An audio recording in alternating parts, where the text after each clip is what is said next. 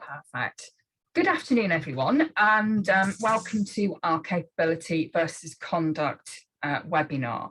We've got Stuart Falconer with us from Morgan Thompson HR. Stuart has a wide range of experience in a number of different sectors across the business landscape, and has a huge amount of experience in human resources. And he's come along today to give us an overview of how capability differs from conduct and how it would be, how each of them should be managed in an effective way in your organisation. I'm Jenny. I am covering for Mark Rasher, who is the manager of the Kickstart Gateway. And we are offering training and development opportunities via employers to young people who are at risk of long-term unemployment, which is the purpose of the Kickstart scheme. So without further ado, I will hand you over to Stuart. Thank you very much for coming along, Stuart. You're very welcome, Jenny.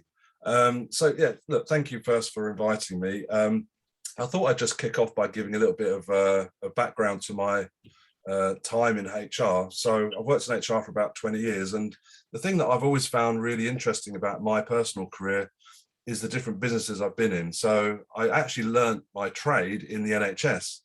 So when I first started working in a human resources department as an administrator, it was in the public sector. And for those of people who have never worked in the public sector, the interesting thing about it is how bureaucratic it is and how process driven it is. It's public money, so you have to be able to justify all the decision making that takes place, because at the end of the day, it's public money. So whether you're managing a restructure or managing people's performance or disciplining people, you have to make sure that the audit trail, you just have to make sure that you're able to demonstrate every step of the process that you go through from start to finish. I mean, just to give you a brief example about that, I remember sort of advising on some cases of employees who, were being disciplined and maybe even at risk of losing their job through gross misconduct. And yet at times that process could take upwards of 6 months. So an incident could take place on day one. An investigation would, continue from that point onwards, and it would take another 6 months for the investigation to be completed, for a disciplinary panel to be put together, consisting of 3 senior managers. And can you imagine trying to get 3 people in the same room at the same time at some point in the future? It's quite a logistic exercise. And so if you're waiting for like 6 months for a case to be completed from start to finish, you're looking at a cost to the business of people's time. And then when you look forward to the next career I had, when I started to do a lot of interim work, I found myself working in a number of different organizations who all had a very different idea about how HR should be represented in the business. And in time, the more experiences I had in different organizations, I started to realize that the HR function was always going to be a very different one from business to business. And that's dictated to by the leaders of the business. That's dictated by the senior leadership team, who make a decision as to how they think HR can support the business. And then when I wind forward to the last part of my employment career, I worked in the private sector for organizations where the bottom line was always the decisive factor as to how you managed situations. And what I mean by that is, if it takes 6 months in the public sector to manage a case from start through to the end, in the private sector, based on what the law can tell you can do, you can actually reduce that process to 2 days. If you've got your ducks in a row and your processes are supportive of the business goals, you can actually have a disciplinary process start on day 1 and finish on day 3. That's how quick it can be. And so the reason why I explain all that is that now that I work for myself as a HR consultant, I work for a lot of SMEs, a lot of small businesses, and they all operate in different sectors. And I think I mentioned it to you earlier, actually, but just for the benefit of people watching, some of my private clients have got a couple of estate agents, I've got a restaurant, I've got a pub, I've got a couple of web design companies, I've got a traffic management company, I've got, did I say a garage? I've got a garage. I had a company once that made tractor tires, a company that made fast food for airlines. you know, the whole breadth of those different environments was so varied.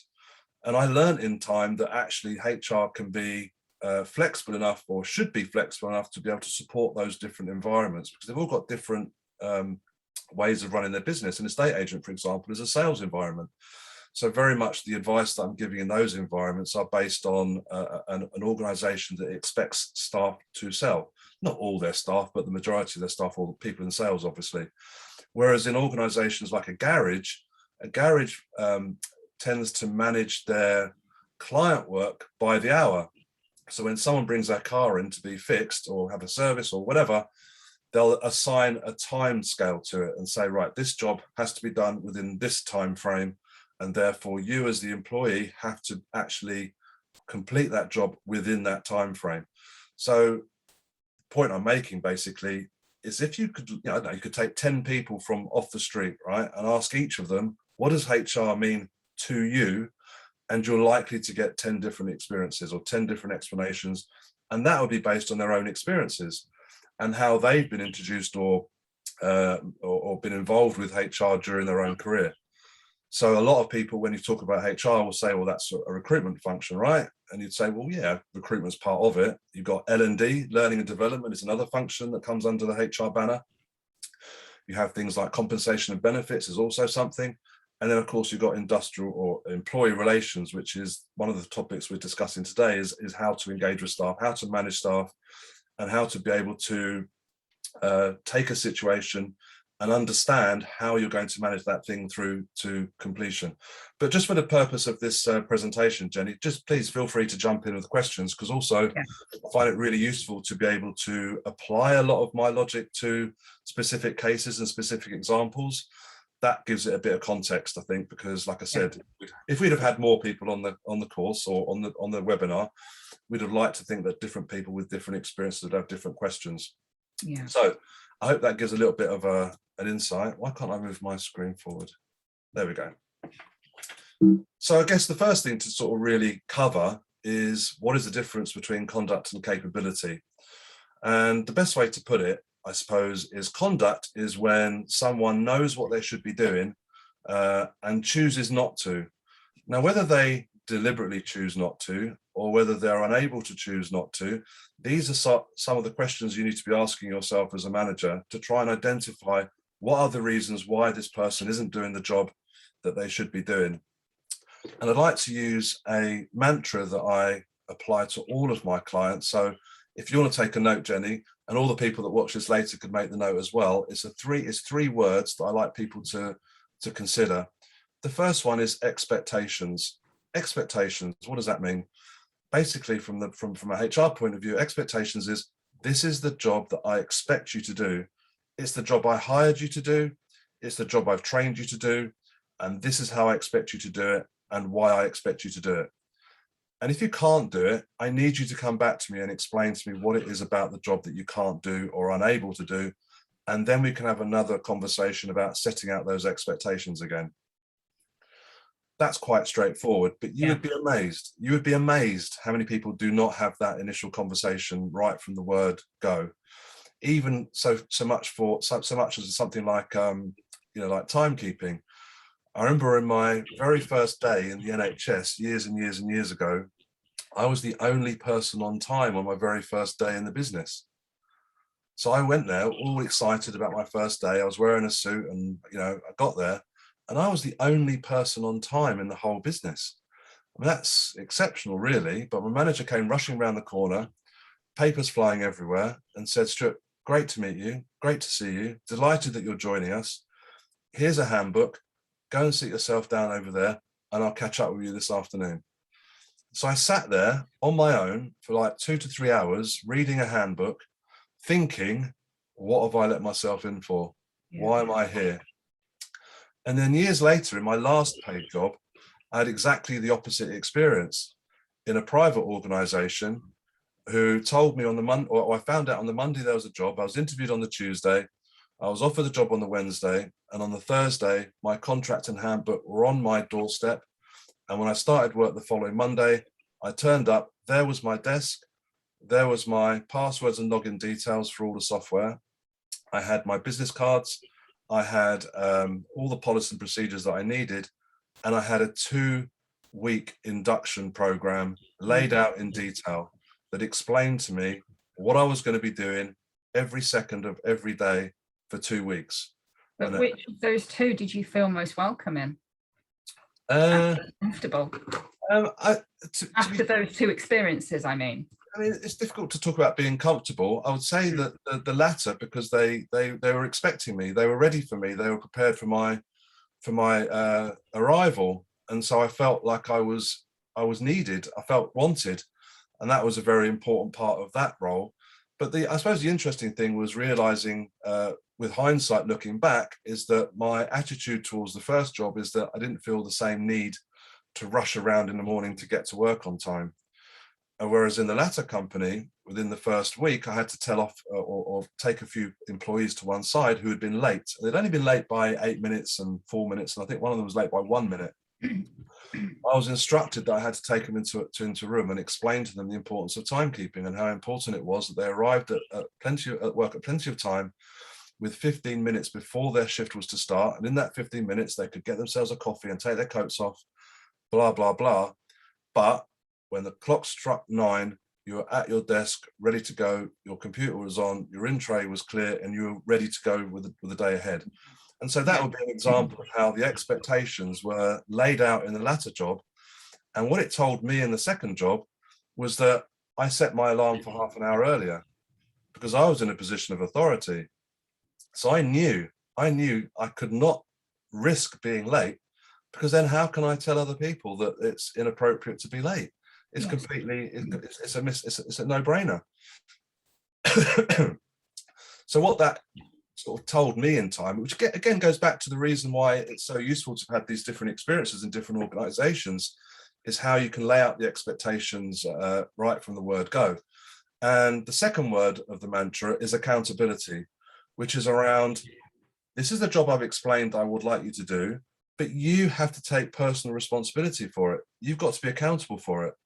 So when I ask you to do something, and this is how I want you to do it, and if you think, Jenny, that could be anything. That could be timekeeping, it could be the specifics of the job, it could be the way you dress, it's the way you answer the telephone, it's the way you speak to your colleagues, it's smoking breaks, it's what time is lunchtime.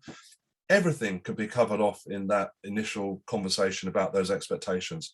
And the accountability part, I've now told you, you have to take personal responsibility for doing it. And of course, if you can't do it or you struggle to do it, come back to me, we'll talk it through again and agree what those expectations again. But the third word, Jenny, the most amazing word that I will always be amazed that so many people don't understand, is consequences. If you can't do the job, if you don't do the job that I want you to do, that I've hired you to do, that I expect you to do, there has to be a consequence. Because what are the consequences of not having a consequence? People think they can get away with it.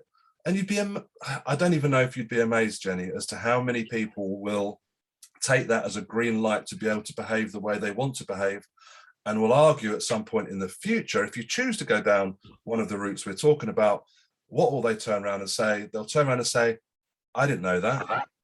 I had no idea that was going to happen. You never explained that as a possible consequence of me not doing this. And now you've got, now you're, sorry, say again? That's why you have to have stuff signed for. Absolutely. And now you've got, but if you don't have those processes in place, you end up with a conflict situation. Yeah. You have to stamp these out initially. So a big part of what I try and do with my clients is try and help them understand that the best thing you can do from an organizational point of view for the top level is set out the expectations. Set out the expectations, not just for individuals, but for your whole business. And if you think about it, many businesses will have different sites. And you could, and certainly in certain industries, you could have different sites that have different cultures. That could be based on where they're located in the region, or, you know, whatever. You could think of all the different reasons. So that's the conduct thing. So you can see, as a consequence of the conduct, I'm just going to jump about a bit while I do this presentation, Jenny, forgive me. Yeah. But I'll come back to the capability in a minute. But if conduct is the people's willful decision not to do something they should be doing, capability is their inability to do it. And I'll come across that a bit later. So for now, the thing about the conduct issue is to act promptly, right? What are the risks of not acting quickly? What are the risks of not putting things in place to help them understand the responsibility they have in the job that they're doing? And you can see here from the slide here, if you don't communicate the expectations to staff, you're likely to result in people that assume that what they're doing is okay. And that's not right. That's not okay. And you can start to see as well the consequences of that happening, because then other people will see what's happening and realize, well, if that's okay for them, that's okay for me. Yeah. There has to be an element of consistency in how that whole situation is addressed in the workplace. And as it says at the bottom there, when dealing with behavior that could worsen, it will worsen because you're not tackling it promptly. And in fact, I mean, it's I don't know, I find this, well, I'll tell you, one of the most common things that I have to deal with, most of my clients that come to me for the first time come to me because they got a problem and they'd like some help in resolving that problem. And, you know, one of the first questions I'll ask them is, how long has this person worked for you? How long has this problem been in existence? Very rarely, in fact, I would say, without thinking about it, I'll think about it briefly, I actually don't think I've ever had anybody at any time come to me and say, I've got a problem with something that happened today, can you help me through it? What tends to happen is people say, well, this problem's been going on for quite a while and the problem's escalating out of control. So now I'm reacting to something that's already been taking place in the workplace. Now I've got to try and find a way not only of resolving the problem, but trying to make sure that it doesn't happen again. And that's where HR can set the standards and help companies understand how to set the standards for conduct and behavior in the workplace. And lots of businesses will have things like a code of conduct, which specify things like, well, this is what we expect from you in the workplace. Even things like how many times does the phone ring before you answer it? And even when you answer the phone, what do you say when you answer the phone? And one of the things I learned when I worked at McDonald's back in the day, so I know I don't look old enough, but when I was like about 35 years ago, I worked at McDonald's and we were given the 6 customer steps that you had to deal with when dealing with customers. And it was laid out in black and white. This is what you say. This is how you say it.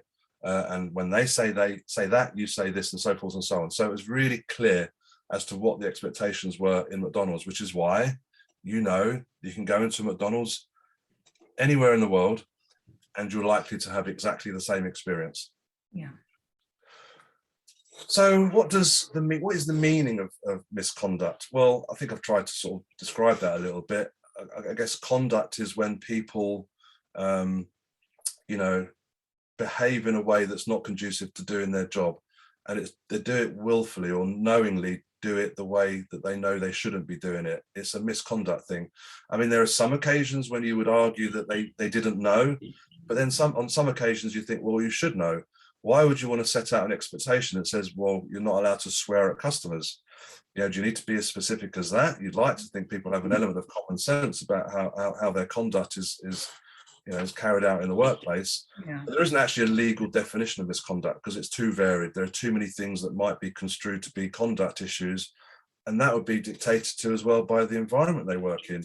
So when I worked in the NHS all those years ago, and you're dealing with patient care, you know, you're talking about things that are influencing people's lives and their health. So conduct has a slightly different connotation in the NHS or in a ward setting than it would do in, say, a desk job. Different, yeah. Not less important, just different. So the conduct issues need to be specific to the business within which you operate in. And then obviously, if you've got a handbook, you'd like to think that most companies, and I'll just go back a little bit and explain that, you know, a lot of the work I do with clients, it tends to start off with them as startup businesses. So they start from scratch. And then when people start from scratch, people tend to, you know, it's off the cuff. There's no real processes in place. It's all hands to the pump. It's a great opportunity for teams to bond together because they've all got a shared mission to get the business up and running. And then, you know, and I've known a couple of clients that said, you know, we went down a pub every evening, we had pizzas in the office, and we created a fantastic team ethic. But ultimately, that's unsustainable, right? And at some point, you need to make a transition from the startup business into a proper business which has processes and procedures and a little bit of consistency across the business with the expectations that we talked about before. And that would include a handbook. And an employee handbook would have all the things in it that tells you about the expectations as to certain things, whether it's about, you know, whether you're pregnant, whether you're to be disciplined, flexible working, dignity at work. There's a whole range of different processes and procedures you'd put in a handbook that holds staff accountable for what is expected for them, and more importantly, what conduct is. So those handbooks can be tailored to every business to say, these are the conduct issues that we want to put in place in your business. It might sound quite onerous, but at the end of the day, if you put the legwork in at the beginning and apply those policies and procedures into your daily work and stuff like that, it becomes second nature. And as well, habits happen over time. Repetition causes habits to become ingrained in a company's DNA. And if you don't have those structures in place, then you have people doing different things at different levels in different ways. So you'd like to think that when people start work, like the induction I mentioned, you can communicate these conduct issues, these definitions right from the day one. So they're left in no doubt from day one how they are expected to behave themselves in the workplace. It's about risk as well, isn't it, really? Because that's your conduct issues are effectively the risks to your business. So so if you're a customer facing business, then your misconduct issues are going to be around customer satisfaction and customer service, because those are the risks to your business if it doesn't go right. Well, absolutely, and we'll sort of touch on this at various times as well, is that whenever you are trying to tackle someone's conduct issues or even their capability issues, or in fact, whenever you are having a conversation with a member of staff, you're doing it because it serves the needs of the business. Even if we talk about things like sickness absence, which we'll come on to in a later webinar, people, it's not uncommon for a lot of some of my clients to ignore staff that have been off sick. And when I say ignore, they don't manage it properly. They allow absences to take place. And if it's just the odd day here and there, they're more than likely just dismiss it and say, well, it's just a day here and there, we can let it slide. But actually what I would advise clients to do is to be on it from the word go and manage it from the word go, because at the end of the day, the needs of the business come first. And if people aren't at work to do their job, or they're not even doing it properly, you have an obligation as an owner, right? Or as a manager within a business to tackle these issues and make sure that you are providing the advice and guidance that allows people to do the job to the best of their ability. And that includes people that are sick. So by providing them with support and guidance, you are managing that risk, as opposed to a lot of situations where people's absences are ignored.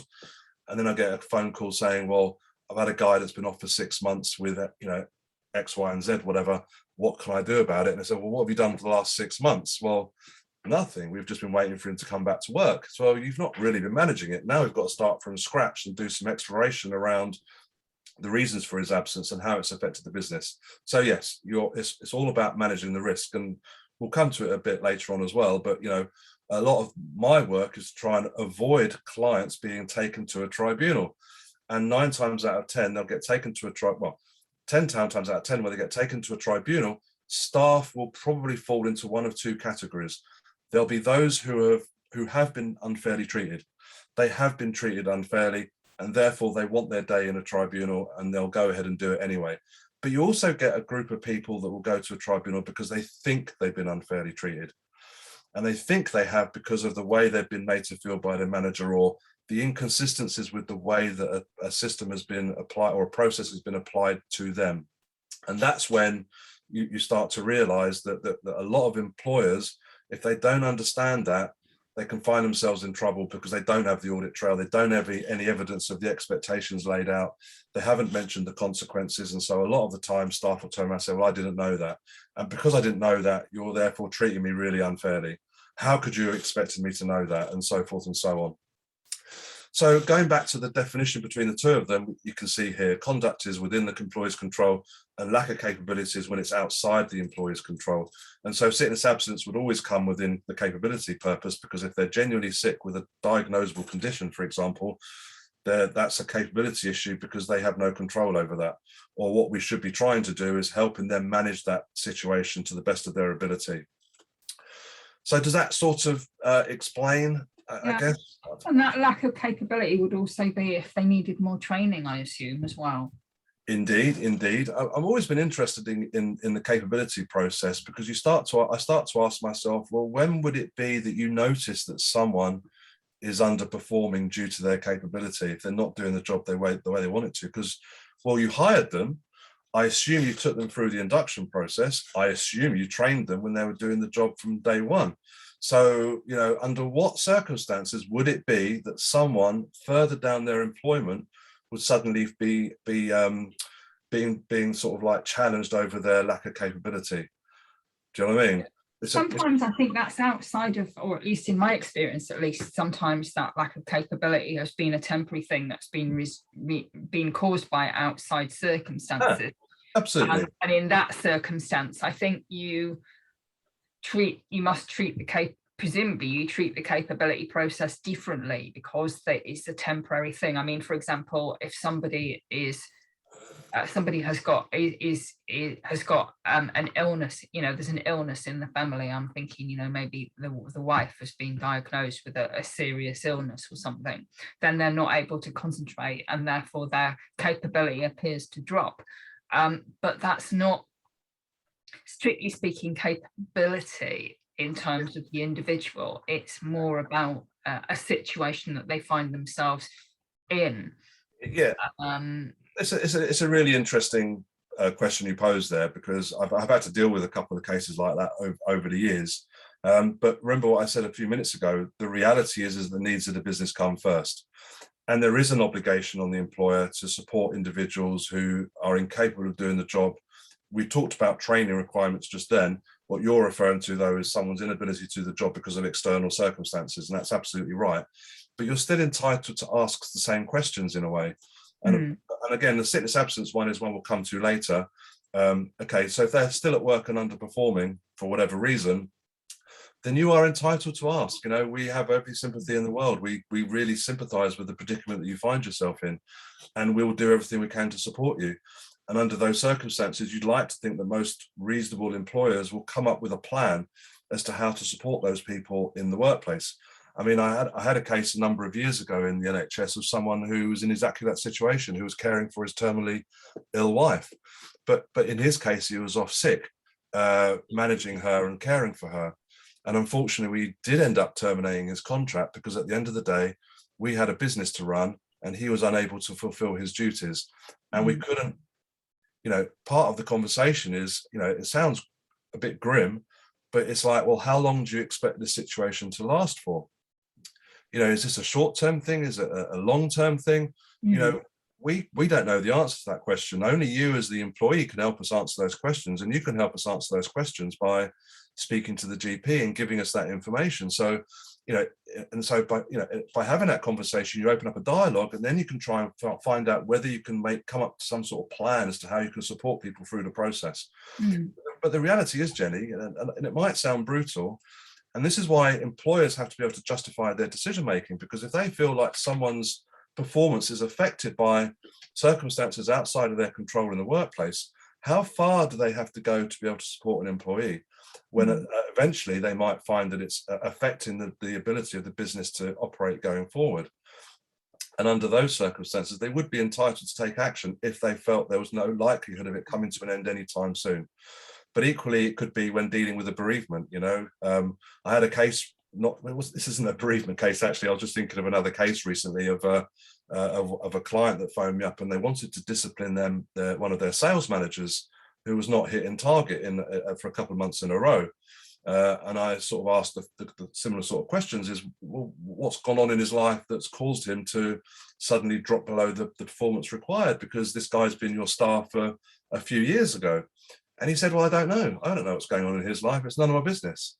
And I said, well, maybe it might be in your interest to ask him what's going on in his home life, because if there is something that's affecting his ability to perform in the workplace, why wouldn't you have that conversation? Yeah. Why wouldn't you have that conversation? And at least then you've opened up a dialogue, and you can work out from that point onwards what you can do to support him, if indeed there is anything you can do to support him. So the guy said, all right, let me go and have a chat with him. And he came back a week later and said, well, he's actually been, his wife has found out that he's been having an affair. So she's kicked him out, and he's now sofa surfing on his mates' living rooms. Yeah. Now, I don't condone anything that he did, but, you know, at the end of the day, there's a reason why his performance has suffered as a result. Now, what does the employer do about that? Well, that's for them to choose how to have that conversation. But you can start to realize, well, what could you do? Have you been to your GP? Have you sought some advice? Have you sought some counselling? Is it irreparable, your marriage, or is there hope? And if there is hope, what are you doing about it? What is going to be the consequences of your current situation? Because at the end of the day, we want you to do a job. And I appreciate and we sympathise with your current predicament, but we also want to see that you're taking steps to improve the situation. So either if your marriage is going to break down, again, you might think I'm sounding quite brutal, but if your marriage is going to break down, I assume you're going to go through a divorce. How is that going to play out? What are you going to do around managing that situation? But on the flip side of the coin, if there's a likelihood that it's going to work out again and you're going to get back together, what steps are you taking to manage that situation? And more importantly, what are you doing to manage your own well-being in that environment? I don't know if that helps, but I think, but the point being is that employers have the responsibility to manage staff reasonably. And how can you have that conversation? How can you manage someone reasonably if you don't have an idea about the things that are influencing them, like a bereavement? If someone, we all probably will suffer from a bereavement at some point in our lives, whether it's a loved one or someone close to us. And that can be quite a debilitating moment for anybody to have to deal with the bereavement of a loved one.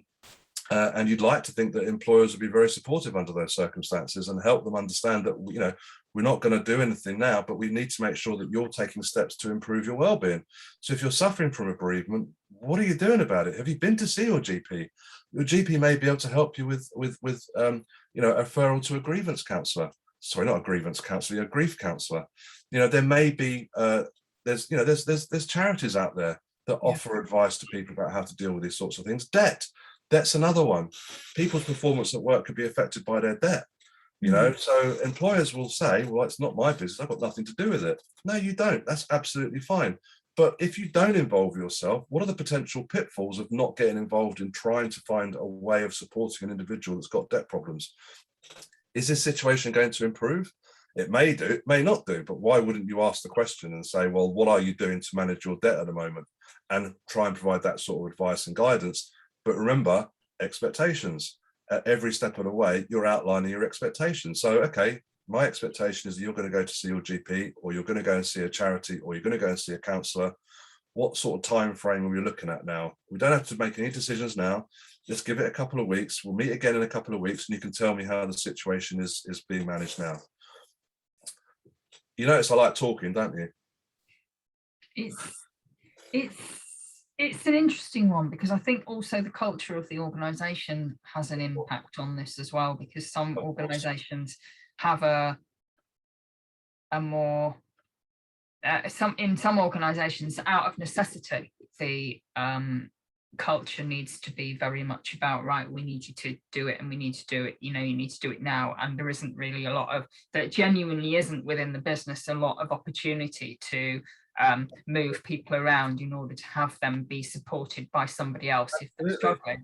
And in other businesses, it's really possible to do that. I mean, I've worked in both. I mean, you can't have, that. You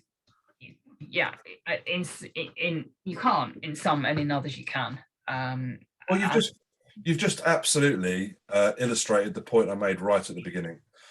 Is that my experiences in the NHS then led into my interim career, where I did lots of fixed term roles in a variety of different organisations, and eventually I ended up in a private company, which had a very different set of expectations.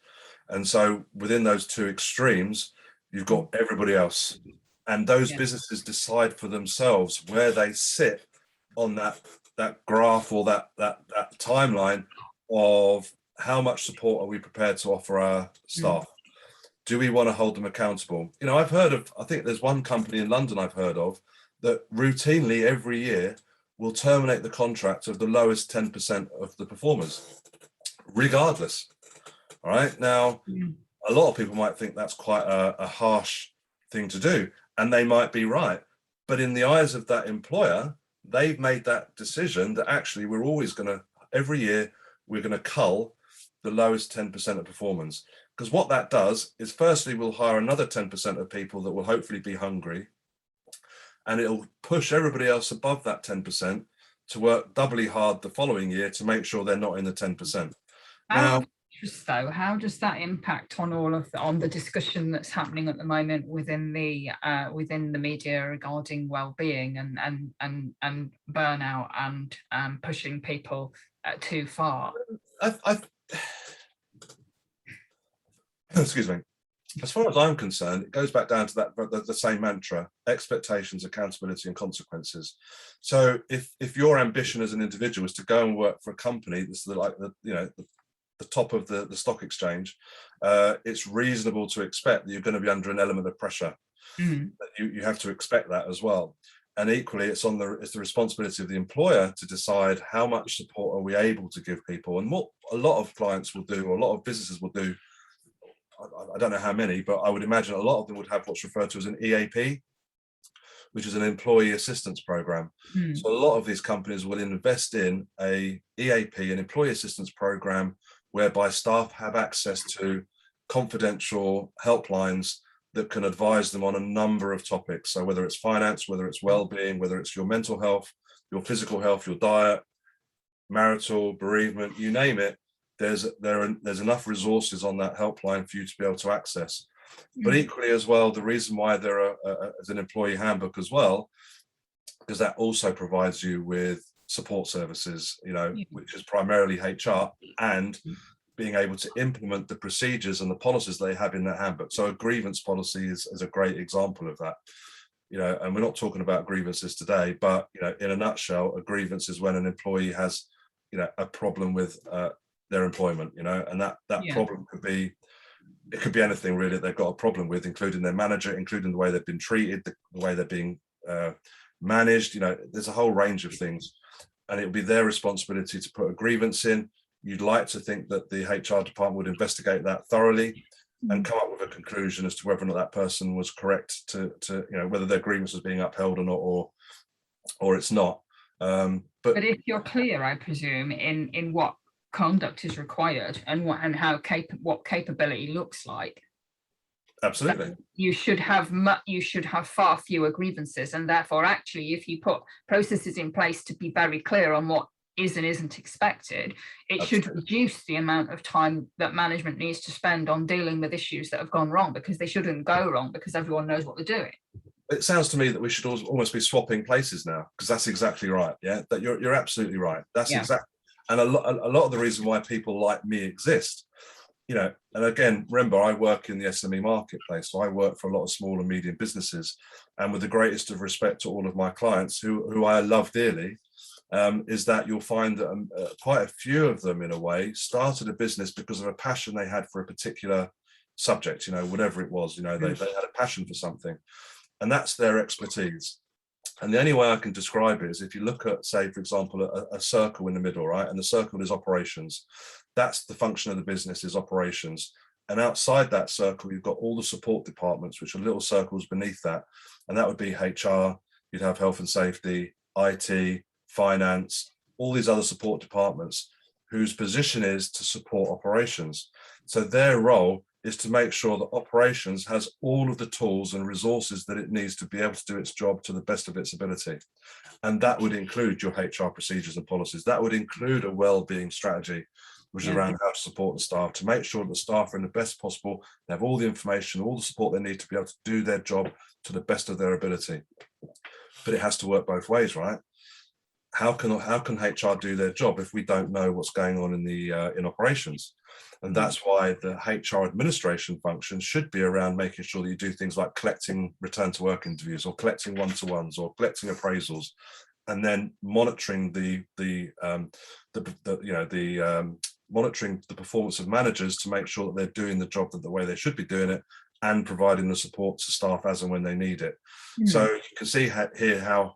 And in fact, this is the next webinar about how HR supports the growth of the business. We're sort of overlapping into some of these other areas in a way. But if you remember the mantra right at the beginning, that applies to everything, right? It can apply to every single part of the business. Expectations, accountability, and consequences. But there could be good consequences as well. If you do your job well, to the best of your ability, and you hit all your targets and everything's wonderful, there'll be a positive consequence. But the lack of outlining what those expectations are, and the possible pitfalls of not having those expectations is that, you know, you're going to find it harder. It's not impossible. Like I said, a lot of people come to me when there's a problem, but now I'm reacting to something that's already taken place. Now I've got to unpick a problem in a way to find a solution to move forward. But, you know, 9 times out of 10, there has been no involvement before. It's all been hit and miss. There's been a lack of this, a lack of that. Those expectations weren't very clear. There's no documented, you know, did you say something to the employee? Yeah, I mentioned it. Did you write it down? Well, no, I just said it, and, you know, I just said it in a conversation. You think, well, okay, you've Did you tried. make a note, and did you put it on their HR file that you had the conversation in the corridor about whether or not they should be playing Pet Rescue Saga on on their desktop or whatever? You're absolutely right. You're absolutely right. And again, a lot of the role that, you know, the reason why I exist, the reason why HR consultants like myself exist, is to provide that level of support and guidance to small businesses that don't have that strategic understanding of how HR can help them. You know, again, I think if you lined up 10 people from the street and asked them what HR is, you know, I probably imagine that maybe a majority of them would think bad things about HR. And they probably think bad things because their experiences would be because they were disciplined at some point, or they only got involved with HR because there was something wrong. That's just I've just plucked that figure out of the air. You know, 10 people, maybe the majority, but it doesn't surprise me when I say to people, "Oh, HR," they look at me as if I'm, you know, like, you know, something they just stepped on. You know, that's not uncommon, but after a while, I try and engage with them and try and help them understand that actually I'm here to support you, because employers can't just sack you. They can't just turn around and say, bye, we don't want you anymore. They've got to follow a procedure as well and justify it. So actually, you know, people need to understand that HR is there for their benefit as well. But it's a long journey. Whether that happens before I die, I have no idea. But just to sort of think about that, you can now start to understand why or what certain misconduct issues that disciplinary rules would cover. So when we talked about the difference between conduct and capability, and we've sort of covered it, but conduct, you can start to think of the things that you know, to all of our watchers later on, you know, think to yourself really as, well, what sort of things covers conduct then? What sort of issues do we have in our workplace, in our specific workplace, that we think conduct would apply to? Or, you know, could it be the way someone answers the phone? I think I said timekeeping, the way they dress, the way they speak to people. Yeah. You know, the quality of their handwriting. You know, I remember working for one company once when I wrote a report and they highlighted the fact that the capital letter was in the wrong font size, you know, and things like that. You know, they had that level of attention to detail, you know, and although it was quite stressful for me at that time, because I'd never worked in an environment like that before, they were making it very clear to me that when you write a report, the font will be this is the size, this is the character spacing, and so forth and so on. And okay, well, if you don't like it, that's not the environment for you. Go and get another job. But, you know, so timekeeping, frequent absence, you know, you can think about others as well. I mean, whatever. The list is endless. And, you know, and in fact, the handbook that I provide to my clients has a section in the disciplinary section that lists what those conduct issues can be. So any company can actually tailor make that list to suit their business, and even create a code of conduct as well that says these are the codes of conduct that we expect in the workplace. Yeah. Wow. Right. So here we go. Moving on to, so here's some examples of capability, and we sort of discussed them briefly. And I came back to you earlier, Jenny, didn't I, and said, you know, under what circumstances would there be a situation where someone started work, they were shown the job, they're explained how it was to, you know, how they're expected to do the job. Yeah. And let's just say, for argument's sake, they're now 3 years into their employment, and now the manager says they're not performing in their role. Well, the first question they've got to ask themselves is, well, is that a conduct issue or is it a capability issue? Yeah. And it's got to be down to the manager to make that distinction. Based on all the things we've just talked about, is to how to decipher the nuances of those issues and try and decide which one it is. But certainly when it comes to capability, if you're managing someone 3 years down the line because of they're not performing, and it's not a conduct issue, you can start to think of things as to why that's happened. Like you said earlier, I don't think you quite said it the way that I would say it, but for example, if the job was to change, you know, maybe there was some, you know, maybe a law was introduced recently that required a change in the way of working.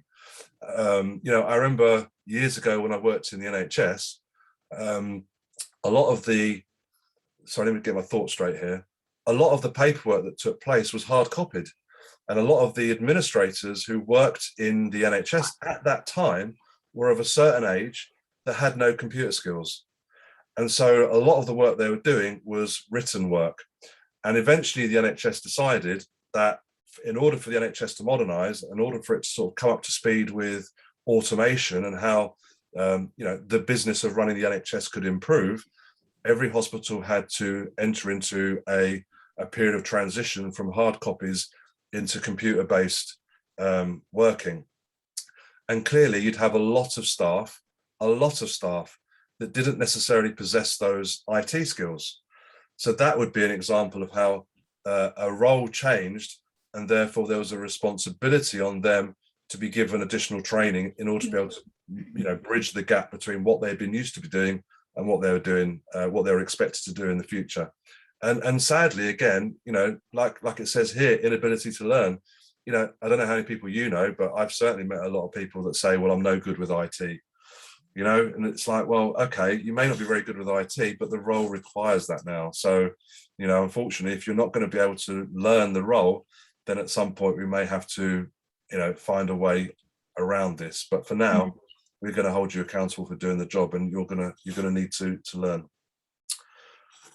Wow, I can't believe how much I talk. Gross misconduct. Do I need to explain that? I guess I should do, for the benefit of people that don't know what gross misconduct is. But gross misconduct is when someone commits an offence that is so serious, that it is of a serious nature, that the business is at risk for a number of reasons. So you can think of things that might be included in that: theft, assault, harassment. There are certain harassment, sexual abuse, sexual harassment, theft, violence. Those could all be fraud. Did I say fraud? Fraud would be one. These are all offences that could be construed. Is always a good one as well, isn't it, for that? I think it's always useful to have drugs and alcohol policy. Again, there's so many examples of what gross misconduct can include. And again, going back to the examples we gave about different organisations working in different sectors. I worked in a care environment once where the organisation I worked for had a number of vulnerable people as their clients, who we provided a support to people that had learning disabilities and couldn't communicate. They couldn't communicate in the same way that you and I could. And so when it came to managing, gross misconduct, the level or the benchmark for gross misconduct was much higher than it would be for another organisation, because at the end of the day, the vulnerable people couldn't speak for themselves. So they were vulnerable, therefore they were more at risk than anybody else in another company. And so we had to set the standard for behaviour much higher, which meant the benchmark for holding people accountable was higher. So we dismissed quite a few people for gross misconduct, when in another organisation you'd think, well, that's unfair. You haven't got the evidence there, but actually we had a benchmark. The onus, the proof was for us to demonstrate that people were vulnerable and that we had to protect them. That was our priority. But gross misconduct means the offence is that serious that you will be able to eventually dismiss someone with no notice and with no pay. But it doesn't mean you don't have to follow a process, because if that was the case, and it's happened to me before, clients think they can go up to someone and say, I've just seen you do something, that's gross misconduct, pack your bags, you're sacked. If that was okay, people would do it all the time, wouldn't they?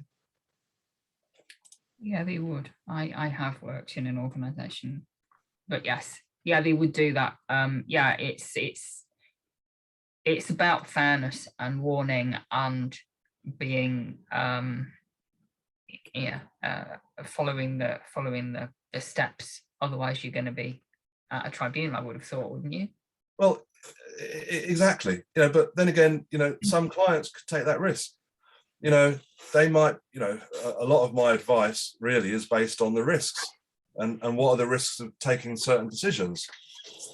And you can mitigate a lot of the risks by following the advice and guidance that someone like me would give to you as to how to manage a particular situation. But equally, some of the advice I might give at some point would be, excuse me, if you want to sack them unfairly, go for it, do it. Which means if you want to sack them now on the spot, do it, but understand the consequences of that decision. Because if they were to go to a tribunal and if they were to claim unfair dismissal, they would win. All right. But if they win, this is the potential cost, the financial cost to you to deal with that situation. And that might be a cost that you're prepared to pay. Right. Rather than go through the whole process, you might just decide to cut it short now. I would, you'd like to think that companies would never find themselves in that position, but at the end of the day, it's for the business to make the decision that they want. I can only provide the advice. And I think it's not uncommon for a lot of my clients to think that I can make that decision for them, but I can't. I don't know your industry. I don't know where your levels of behavior are, your conduct expectations. You're the ones that decide. I can only advise the way I see it, and then you decide which advice to follow. So if you did see somebody doing something that you thought was gross misconduct, would it be acceptable to say, look, I've seen you doing that and I'm not very happy about that, so I would like you to go home today now. We're not disciplining you. I would just like you to go home while I have a think about it. Yeah, that's reasonable. I wouldn't suggest that you stop their pay for it. No. I would certainly suggest and say, look, something's happened. I just need you to go home. I think that's reasonable. But again, remember what I said earlier, you just have to be able to justify your decision making. If you've got a reasonable belief, so certainly I remember working in the NHS once, and there was a load of community nurses. So they worked out in the community, and three of them put a joint grievance in against their manager and about the way they've been treated by their manager. And when we received those complaints, it was like, well, I don't think we've got any choice here. I think we have to ask or suspend the manager, because it would be unfair on the others for her to continue being in that environment while the investigation's ongoing. But that's why you justify your decision making, which is why you have HR departments. And when a situation lands on your desk, you can weigh up the pros and cons and come up with a reasonable way to manage that case going forward, so that as and when you follow the process and ultimately you go to a conclusion, you may well end up in a tribunal. I can't guarantee that anybody doesn't end up in a tribunal, but what I can guarantee is that the advice that I give will support the business and that they have to justify their decision making. If they do that, they should win most tribunals. I'd like to think anyway, but I can't promise everything, but yeah. So in answer to your question, it's reasonable to suggest that someone go home if they felt it was a reasonable thing to do at that time. Yeah. So another interesting thing that I would like you to sort of consider, Jenny, as well, is we've just talked about a tribunal. So I just want you to imagine a flow chart. So at the top of that flow chart, we've got three boxes, one above the other, yeah? And at the top, we've got informal approach. In the middle, we've got formal approach. And at the bottom, we've got tribunal. Now, when it ends up in a tribunal, I have no more influence. It's already in a tribunal. Someone has already lodged a claim, and therefore you can't retrospectively go back and manage that situation. It is where it is. It's in a tribunal. And the formal bit, the middle box, is where I offer my advice. This is where I offer my advice to the clients as to how to manage a case through a disciplinary process, whether it be conduct or capability. But I'll make sure that that process is followed, because there are certain things that you have to adhere to. And you might know some of these as well, like, you're entitled to have someone with you when you're being disciplined. You're entitled to 48 hours notice before a hearing. There are certain things that you are entitled to, and it's my job to make sure that if you're going through the formal process that we adhere to all of those nuances. But the top box is informal, and informal is, as you mentioned before, a corridor conversation. It could be a one-to-one, it could be a team meeting, it could be anything, any conversation between a manager and an employee or employees that outlines the expectations, accountability, and consequences. And it's not a disciplinary sanction. It's literally a reminder of what I expect you to adhere to moving forward. So whether you've witnessed something, you could have witnessed something, we'll use timekeeping, right? We'll use timekeeping because it's the easiest example to give. Someone's late once, it would be so easy, right? To just say to them, look, you're late. From now on, I need you to understand you need to be at your desk 15 minutes before your shift starts so that when the clock strikes 9, you're good to go. But please understand, if you are late again, I will have to consider disciplinary action against you. I don't want to do that. So pay attention and take heed and take responsibility for being at work on time. You could document that in a letter that says that. Thank you for meeting with me. You were late on this day here. I reminded you of the importance of being on time. And I also reminded you that if you were late again, that I would consider disciplinary action against you. That is now an informal warning letter that goes on their file and they get a copy. So if they're late again, Jenny, you'd like to think that they would learn the lesson, right? But amazingly, they failed to follow the lesson and they turned up late again the following week. Now you can go into the formal process, right? Because you've warned them and said, look, this is my intention. Do you remember this letter I gave you last week? And they say, yeah, well, you've been late again. Therefore, I'm going to follow a formal approach. And so that informal letter becomes the first part of the formal process. And that informal meeting, like I said to you earlier, it could be a corridor conversation. It could be in a team meeting where you said to the entire team, just for you, for all of your information, these are the standards that we expect regards to timekeeping moving forward. And if you're late once, we'll give you an informal warning. And if you're late again within a 2 month, 3 month, whatever period, then we'll go to a formal process. It's simple, right? And that informal approach can be used to can be applied in any conduct situation. In any situation, it could be applied. There's no right of appeal because it's not a formal disciplinary sanction. You're not accusing anybody of anything. You're actually just reminding them of what the expectations are. That's what I would I'd like to think that most of my managers will, write down. Yeah. Simple, isn't it? How do you stand with a file note rather than the initial informal letter? Because I used to occasionally talk to people and say, right, well, you've got a good reason for having done it, but you shouldn't have done it. So I'm going to make a file note, and that'll remain on your file for same thing, right? months or whatever. But I'm not sending them the letter. Actually, I'm just telling them I'm going to make a note on the file, so they don't get a copy of that. Is that wrong? No, not at all. But it's up to every business to decide. Yeah. Is to decide what's appropriate. And like I said, remember, most of my new clients that approach me because they've got a problem. They've got a problem. I'm now reacting to it. So the chances are there is no informal audit trail. So actually, I'm going straight into the formal procedure. But actually, every business decides, the structure. Yeah. File note's fine. You could do a file note one day, you could do a file note the second day. On the third time, you give them a letter. Yeah. Or you might decide you go straight to a letter. Or you might decide that you don't use file notes at all. Or you might decide never to use letters. I can only suggest and advise that with clients that they have some form of informal audit trail, but it's like minutes of team meetings. Exactly the same. If you have a meeting with teams, and I've spoken to clients that when I've asked them, do you take notes of your team meetings? They've said no. And I thought, well, that's, I can't make you do that.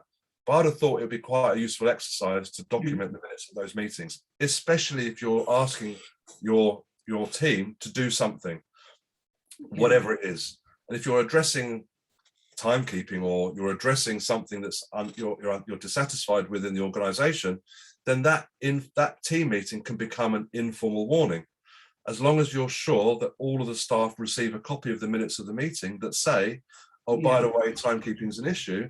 Just to let you know, if you're late again, you'll receive an informal warning. It doesn't matter. It's up to every client to decide how they apply it in the workplace. But that's now a strategic decision, right? And where I struggle at times is when I get a manager phoning me up and saying, I want to manage this member of staff. And my instinct is to say, well, what's the attitude of the business? Because if you've got an estate agent is a good example. So if you've got 4 branches of an estate agent in different locations, and you want to discipline your member of staff because he's late, can you be certain that that same level of accountability is being applied in the other branches as well? Because if someone else was to be disciplined or not disciplined as the case, or disciplined and then found out, well, hold on a second, he got an informal warning. Why are you treating me differently? That's why businesses should, at the top level of the business, have a clear set of guidelines as to what the conduct is throughout the organization. Mm. Isn't it fascinating? It is, yeah. Say it with a lot more enthusiasm. No, it is. Sorry, I was just thinking of a situation. I used to work for a very, very large organisation, and I think in very big organisations, even though there is a strategy at the top that you follow, I think you always get the occasional manager who is more harsh than others because people have different management styles. Yeah. And I think that that's quite an interesting, I think that can have quite an interesting impact on how things are managed, and potentially in a large organization, you can get to the point where person A knows person B very well, and person A is treated in one way by their manager and person B is treated in a different way by their manager. And as you say, it becomes a bit of an issue to unpick. If you think about it, when I worked in the NHS all those years ago, my job in HR was to support the managers. And what I realized really quickly was the amount of managers that became managers because they were next in line. Not because they were particularly good at being managers, but because they were the next grade available to do the job. People don't get training in management. No, they don't. And there are different ways of managing. Yeah. And knowing how to do that, or recognizing the different management styles, is quite useful when you're dealing with any workplace organization, anybody, even if it's somebody right at the bottom, they have their own natural management style that might come out when they're managing a project that you've given them responsibility for. And how they manage that, and how you then subsequently manage them because you've seen what motivates them and what drives them. It's fascinating, and it makes a huge difference to how, I should imagine, to how you manage your team if you understand where your team is coming from and what's motivating them. Well, in the larger organisations, you'll probably find that the HR department is responsible for things like personality profiles, you know, just to try and get an idea of the type of person they want to exist in particular roles. And you know, there are all these other, I can't remember what they're called now, but there's all these different profiles that you can do for teams as well to work out. You know, was it like you got your shaper and your influencer, and you got your ideas person, and you know, you've got all these different roles. And so the bigger organizations, I would think, go and put a lot of time and effort into working out the skill set required for a manager. But it's only as good as the manager above them to an extent, because you still have to hold that manager accountable for doing their job. And for me, a big part of what I try and encourage my clients right now is to coach the managers to have a consistent approach to the way they're dealing with situations. And that's about teaching softer skills. So arguably, a lot of what we're talking about today is more of the harder skills. In a way, you know, the process behind managing conduct or capability. We're not even touching on the softer skills that you would need, like understanding your body language, understanding your tone of voice, understanding how to manage a difficult situation. And for the same reason, like the hospital, I find a lot of managers in positions where, you know, they haven't had the training. They were promoted because they were the best salesman. Doesn't make you the best manager, you know. And so you've been there the longest. So you're not hiring people into management roles because they're the best person for the job. You're doing it for an entirely different sets of reasons. And so a lot of the work that I try and do with my clients is about identifying the fact that to create that consistency, the leaders of the business, the directors, the MDs, whatever you want to call them, right, have to hold their managers accountable. It's too easy.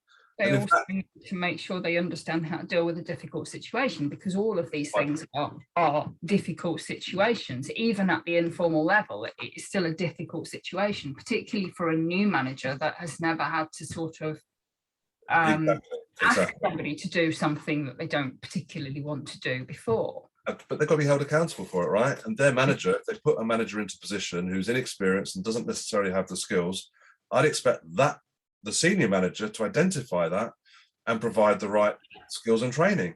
Expectations, accountability, and consequence. I expect you to be a manager. Take responsibility for it, but I don't know how to manage people. Oh, right, okay, well, what does a senior manager do then? Okay, well, I'm going to provide you with some coaching then. Or just get on with it. Get on with it and good luck. And you meet a lot of managers that don't have those skills. And, I've sometimes referred to it as like the caretaker syndrome. And the caretaker, I don't know if you remember caretakers when you're at school and stuff, but they had these massive bunch of keys that jangled, that just meant authority. Do you know what I mean? It was like I'm not going to say an ego trip, because that's unfair on a whole load of caretakers, but I always had a sense that the caretaker knew they were in charge and were quite happy to let people know that. And I meet a lot of those managers in the workplace as well, who say, well, I'm a manager, so therefore you should do what I say. And just there's not without adequate explanation. Oh, listen, honestly, in my 20 or 20 plus years of working in HR, I can probably count on one hand the amount of managers that I would perceive to be top quality, right at the top of the game as far as being a manager's concerned, which means they understand operations, which is great. Most managers understand operations, but they also have an understanding of HR. They also have an understanding of HR, finance, and all the things associated with being a manager. And that's a shame, right? Less than 5 in over 20 plus years. But that's why I exist. I exist because those managers are few and far between. And a lot of what I try and do with my clients is try to help them understand, in order to be able to upskill your managers, so they've got that skill set in HR. They understand how to manage those conflict situations, and they do it with confidence and certainty. Whereas I do believe that, it's a bit like, it's a bit like children to an extent. When children try and play you off against the other parent, they said no, I'll go and speak to someone that says yes. That creates a little bit of confusion as well. And staff will get away with what they can get away with. They just will, I mean, it's not uncommon for staff, if they go home early one day, or they're allowed to go home early, will they come in early the next day? No, they won't. They'll come in at the normal time. They'll take what they can, and unless they're challenged on it, it will become part and parcel of the way they run their business, or it'll be part and parcel of the way they do their job. So a lot of what I do is to try and make them understand that there's a structure there. And sorry, I've got to say this one more last point. When I worked in the NHS, we had a spreadsheet of all the people that were being disciplined at any one time, and they were all lower grade staff. There were very few, if any, middle managers. That would imply that all the middle managers were great at their jobs, right? Well, I can tell you now that wasn't the case. And so I guess the whole point behind this is that if you can upskill your managers to understand how HR can manage these situations, you'll be better equipped to deal with conflict as and when it happens, and not shy away from it, because nobody likes conflict. And a lot of people, again, will rely on the fact that you don't like conflict. And that's a shame. If a manager doesn't like conflict and a staff member knows it, they'll play on that. Yeah. Whether it's a conscious thing or even subconscious. But look, we're in a whole different ball game there. But that's why you'd have softer skills training to understand how you present, you deal with conflict in the workplace. So moving on briefly or quickly to the formal procedure, the middle box, how you manage a formal situation. I'll run through it. It's quite straightforward, and I'm just going to read what it says here, really. But in order to follow a formal procedure, you do have to follow some certain steps to show that you've been behaving reasonably when applying the procedure. And so the first thing would be to do an investigation. And the investigation is about discovering the facts. Now, an interesting thing here, which I've just sort of briefly explained, is that whenever I got involved with doing an investigation or advising on an investigation, I made it very clear that I was investigating 2 different things.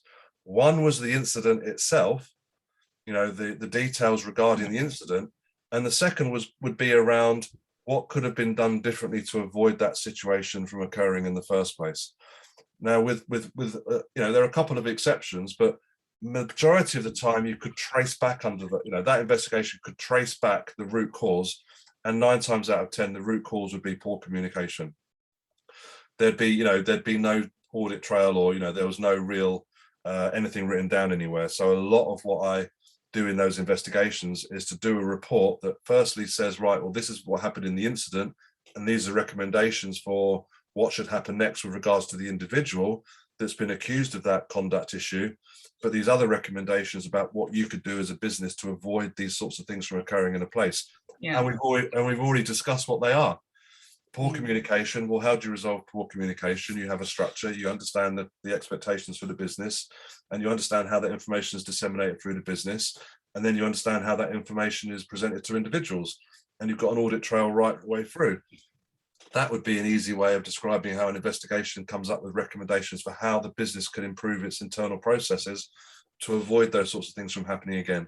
And that investigation would include interviewing the witnesses, again, really important as well to get interview witnesses to get a take from other people that weren't involved in the incident. I mean, whether it's fraud, whether it's theft, whether it's just an error, there are so many ways of conducting an investigation, but as long as you can satisfy yourself that you've done a fair investigation, you've got to be able to justify that you've asked the relevant questions of the relevant people and haven't ignored any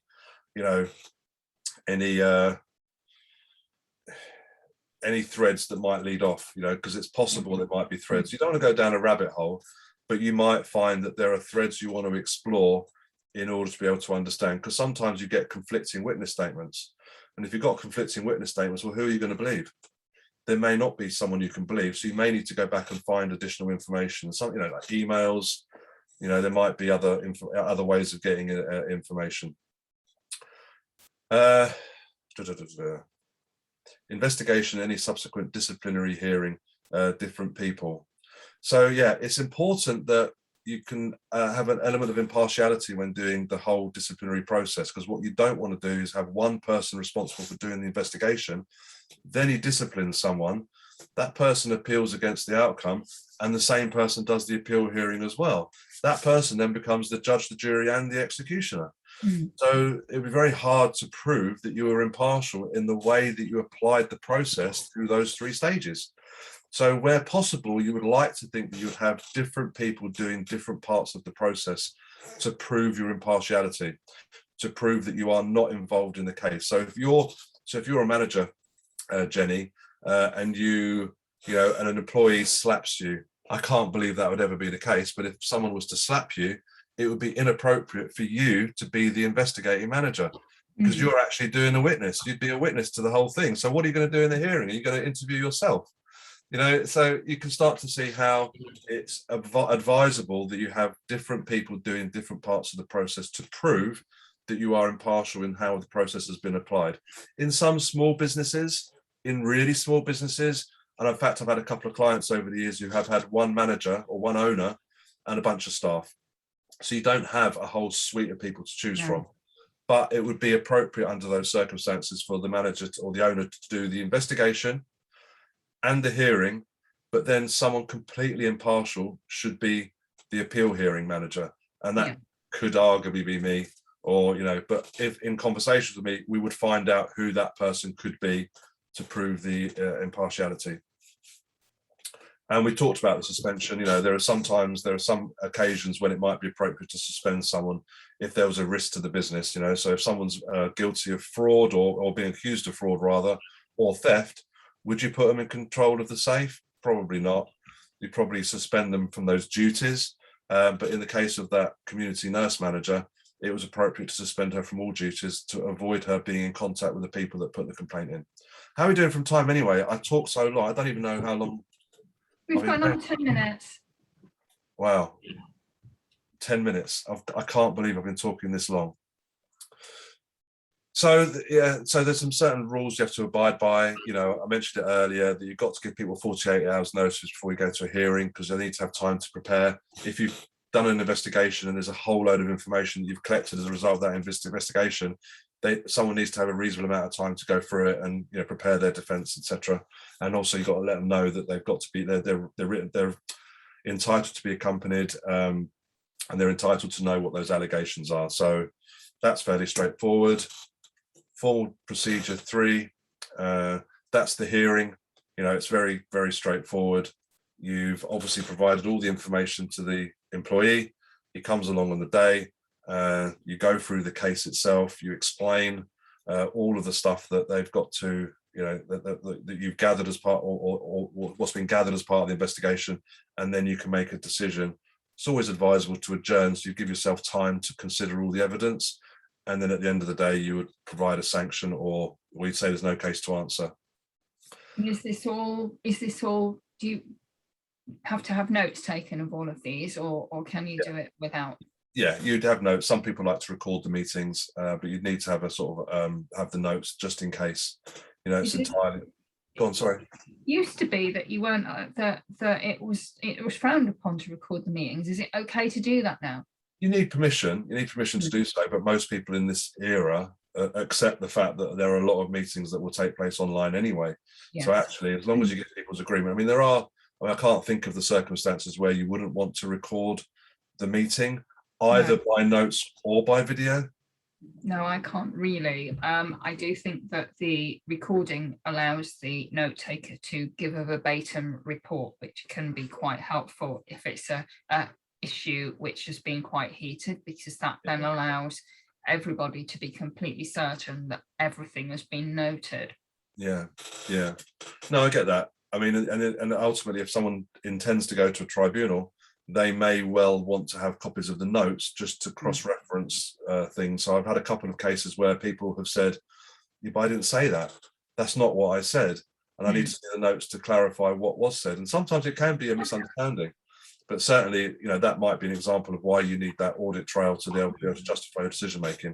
I just want to cover over this bit briefly as well, is this idea about reasonable belief. So, you know, in a you know, there are certain cases where you may not have incontrovertible or undeniable evidence that something has happened. All you need to do is have a reasonable belief, and a belief that it did happen, and that would be a justifiable reason to be able to terminate or discipline someone for it, even if you don't have concrete proof. And I think there's this expectation that people think that you have to have undeniable proof. You don't. You just have to have a reasonable belief. So that's pretty much the disciplinary action. I'm going to crack on a little bit. You don't need to know about being accompanied. That's quite straightforward. These will all go out to everyone, right? Yes. Yes, they will. There's the consistency we were referring to earlier across sites, you know, is to try and make sure that a company, if it does have different sites, will make sure that the expectations are consistent across all of those different sites, and everybody knows about it. Keeping records, we've talked about that. You need to have an audit trail. Yeah. The informal stuff that you need to do, obviously, they'll be recorded either as file notes, team meetings, minutes of team meetings, you know, and the informal letters that I referred to as well. And then that obviously allows the further follow through to the further stage of the disciplinary procedure. Misuses of the disciplinary process. I'm whizzing through this now. Have you noticed? We probably covered it all in the slides, but you know, that's fine. This is examples of how you can't use a disciplinary process, and it probably causes me the most anxiety in a way is when I do come across some managers that don't have those softer skills, and you struggle or you worry at times that they're making action based on a personal belief, you know, because they believe that, you know, I'm the manager, you do as I say, not as I do type attitude. And so you sort of run a risk in a way that they're instigating disciplinary action for the wrong reasons. So just to be mindful of those in a way. Again, this is why I exist, Jenny. It's why people like me exist, to be able to advise on these particular nuances of the way it's managing. Here, we go back down to the communication skills, which is the softer skills that we're talking to. You know, you want to be able to demonstrate that you're being fair and objective when managing any of these situations. So I'd encourage clients to make sure that their managers have those effective communication skills, not just in the investigation, but in the hearing itself, and not just in the investigation and the hearing, but in day-to-day management styles anyway. And just to add, I can do some coaching on some of those softer skills, but that's a conversation for another day. So these are all some of the communication skills that are in the handouts that you'll give to people afterwards for them to ponder. Yeah. Deciding the outcome, it's very self-explanatory. Yeah. You've looked at the information, you've weighed it up, you've adjourned the meeting, you've discussed the situation with me, for argument's sake, or someone else who maybe has an understanding of some of the nuances of the particular conduct issues, and eventually you'll come up to a conclusion as to what will be a reasonable outcome, which could be, a first written warning, it could be a final written warning, or it could be dismissal. Just to add in, if it is dismissal, that needs to be clearly stipulated in the invitation to the hearing, to say to someone that you are at risk of losing your job due to the offence being deemed to be gross misconduct. So it needs to be written in the letter so that when they turn up, and if they are terminated, they know that that was a possible outcome. And then there are different types of, well, those warnings I just said, you get your first written, your final written warning, and those letters will justify and explain the rationale behind the decision. This is the reason why we've issued you with a warning. So it's like a summary of the investigation and hearing, explaining the reasoning behind why we're going to give you a warning. And it will stipulate how long it stays on the file for.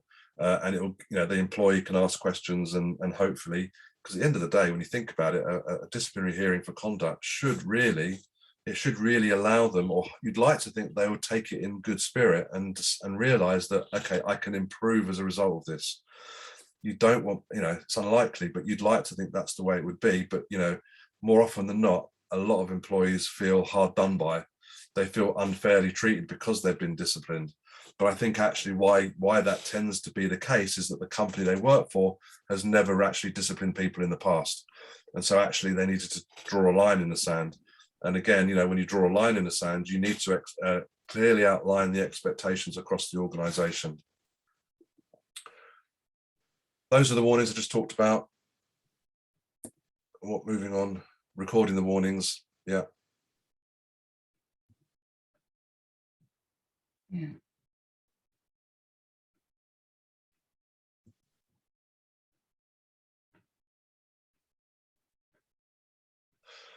This is an interesting point here, Jenny. Yeah. Is when I mentioned to you the care home I worked in, or the care provider that I worked in, their test of fairness was based on the reasons why they were disciplining people for conduct issues in the workplace, because the people they supported were so vulnerable. That test of fairness meant that, that they were able to explain why it applied in that environment. Yeah. And obviously there are different environments, which goes back to what I said right at the beginning, that every organization has a very specific and unique set of circumstances relevant to themselves. Therefore, that's why it's important for them to set the standards and the expectations of what is the conduct expected in the workplace.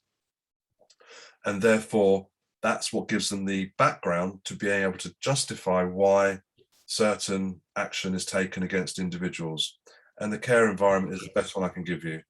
If a person can't communicate, right, and you have a feeling that he's been abused, how do you discipline someone for that? It's difficult, right?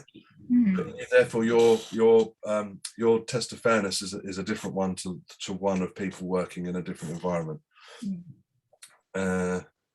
Unfair dismissal. I've just put it here. The law changed a few years ago, because it used to be that you only had to have 1 year service before being entitled to take out a claim for unfair dismissal. That changed to 2 years in 2012. So now, if someone has less than 2 years service, they cannot take out a claim for unfair dismissal. There are exceptions to that rule, and that is if the person whose contract has been terminated argues and says that the only reason their contract was terminated was because of the protected characteristics. And protected characteristics, for those that don't know, are all the discriminations.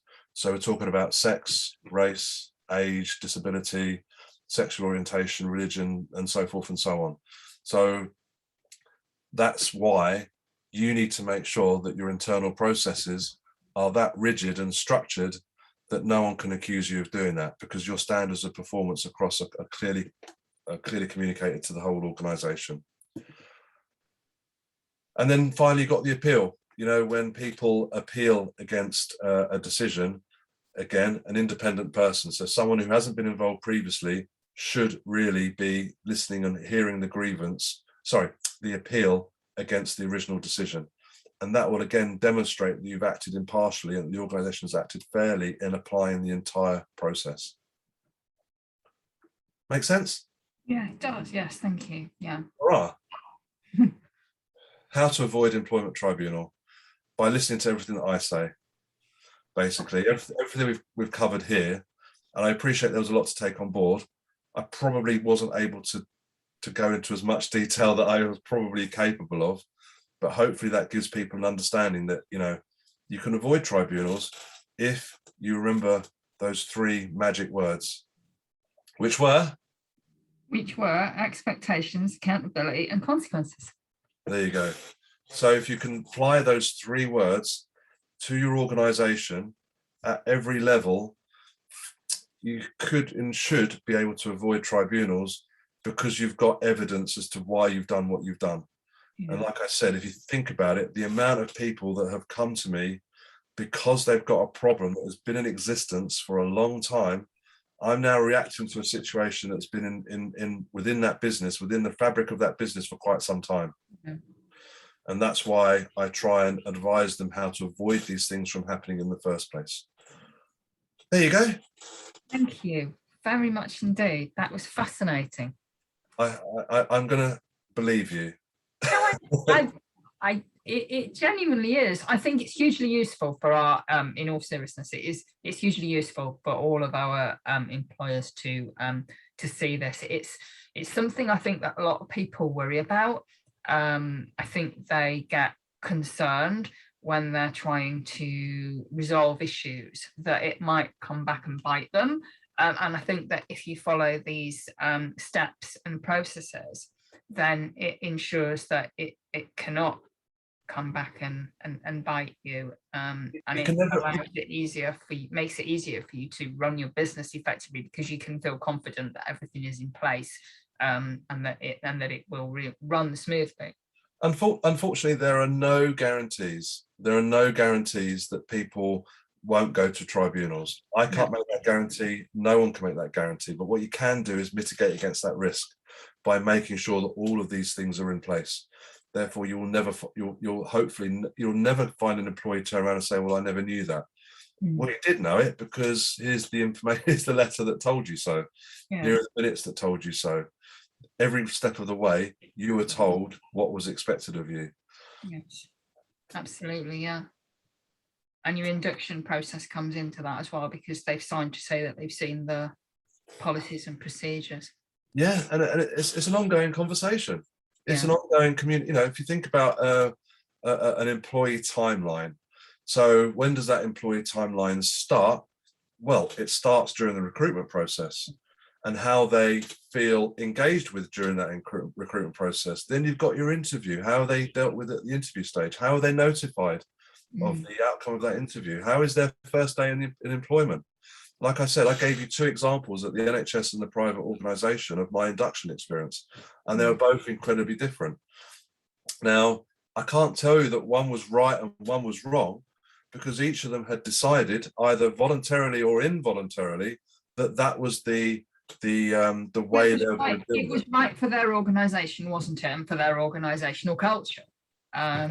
And you joined, or in general, the general you joins an organisation, and at interview you do your best to try and work out what their culture is and whether you want to fit in with it. And equally, they're looking from the other side to see whether their culture is going to, you know, whether you will fit into the culture that they already have. And they know more about that than you do, but nevertheless, both of you are trying to sound each other out to see whether it will be a good match on the, you know, for a long-term relationship, I think. And would you be amazed, based on everything I've said today, would you be amazed to say that, or would you query how many businesses, probably SMEs, how many businesses have taken an active exercise in identifying their own culture and identifying their own structure and identifying their own expectations? I think it's difficult when you're a very small business to do that in a formal way, but I think that you do it I think you almost do it subconsciously, but then of course you're getting into the realms of potential unconscious bias and all this kind of thing, but I think you do subconsciously do that. You create a culture based on your own image, probably.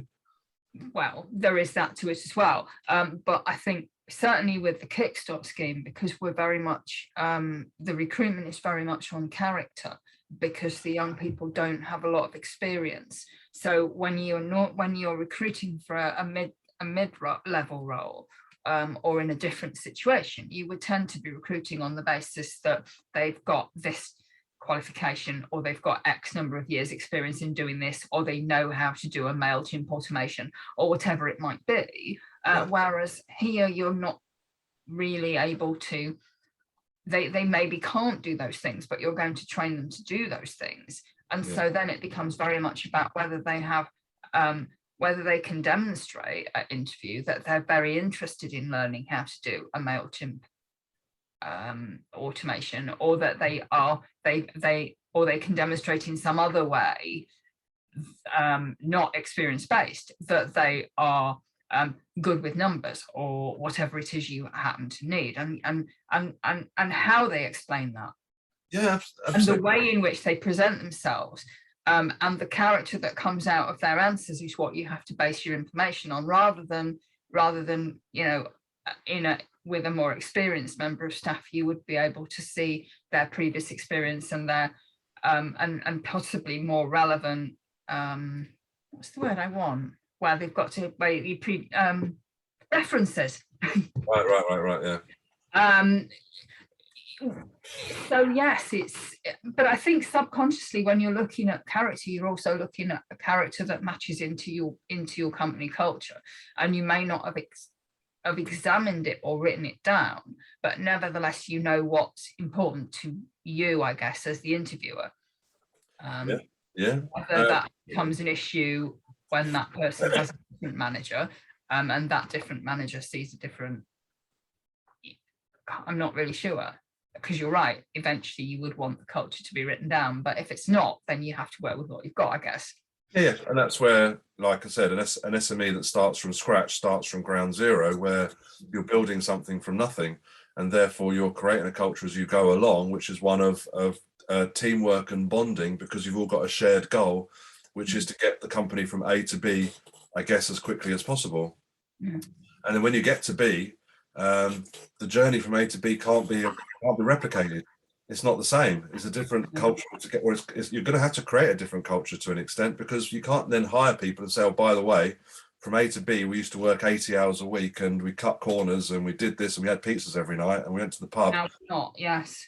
Yeah, you can't do that. But your culture changes as you individuals come in as well, because the whole point of diversity is that you bring in different people, isn't it? So if you're bringing in different views, different viewpoints into that culture, then the culture slowly changes, because they bring something, if they're good and they're contributing, then they're going to be bringing something new to the table, which you didn't have at the table at the time, and that's going to change the that's going to slightly change the culture, obviously not in a major way, and maybe not in a way that particularly impacts on this, or hopefully not, but it will, things move on, companies don't stay static. I guess the learning outcome from all of this really is and this is what we covered off in the next webinar, which is how does HR support the growth of the business? Right, is that all the business owners, the top people at the top end of the business, have to consider these things. They may not have felt that it was high up on their list of priorities at any particular time, but at some point, I would certainly advise that you should have a think about how the company is evolving, and try and understand how and where it's going to evolve. You know, and just the last little sort of taster for the next session really is when I speak to my clients about, you know, do you have a business plan?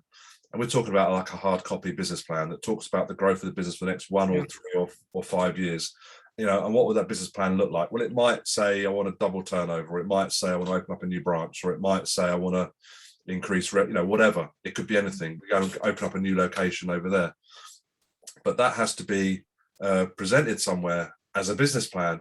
And when I speak to my clients and say, you know, do you have a business plan? A lot of them go, well, of course I do. And so where is it then?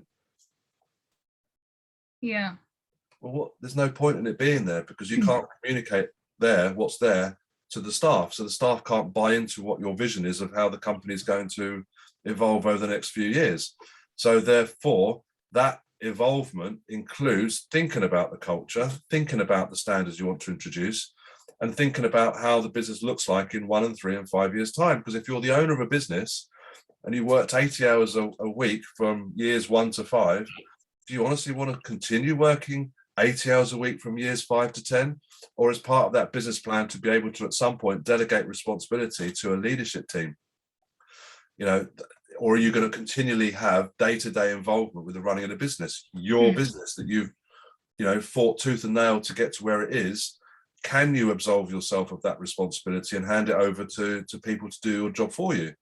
That's a massive adjustment as well, which means there has to be a structure in place to allow for that transition of power. That can't just happen overnight. No. Wow, food for thought. Perfect. Thank you. Thank you so much. That's been hugely useful. And I know that everyone's going to get masses out of it. I really do appreciate you spending the time sharing your knowledge and expertise with us. And I'm very much looking forward to the next webinar as well. Yeah, I did waffle on a bit, but I like waffling. It's fine. Huge amount of information. I think that will be immensely useful to everybody, and I think I will certainly be getting this out to everybody that has been listed on the attendance, and we'll get it out to all of the employers, and I know that they're going to find it very useful. Thank you very much indeed for your time. No worries. So I'll see you next week.